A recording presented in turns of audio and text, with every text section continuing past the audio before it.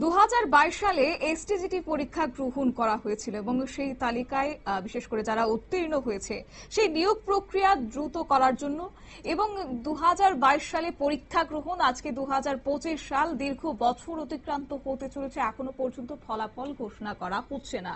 কেন করা হচ্ছে না এই প্রশ্ন তুলে বারবার সরব হয়েছে এসটিজিটি পরীক্ষার্থীরা এবং তারা আজকে বাধ্য হয়ে মুখ্যমন্ত্রীর বাসভবনের সামনে তারা ঘেরাও করেছে, বিক্ষোভে সামিল হয়েছেন এসটিজিটি পরীক্ষার্থীরা এবং তারা একাধিক দাবি তুলেছেন অতি দ্রুত তাদেরকে যেন নিয়োগ করা হয় এবং সঙ্গে তাদের ফলাফল যেন ঘোষণা করা হয়।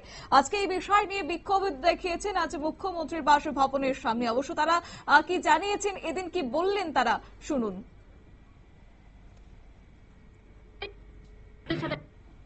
দেখা করা সেরকম মানে দেখা করা তো সেরকম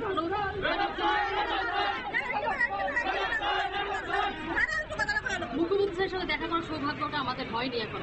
তো এটাই বলতে চাচ্ছিলাম যে আমরা ত্রিপুরা নাগরিক, তো ওনার তো এটা ভাবা উচিত, কারণ সরকার গঠনে তো আমাদেরও মুখ্য ভূমিকা ছিল। তো অনেকবার এসছি, উনি আমাদের সাথে দেখা করেনি। তো এটাই প্রশ্ন, উনি আমাদের ব্যাপারটা নিয়ে।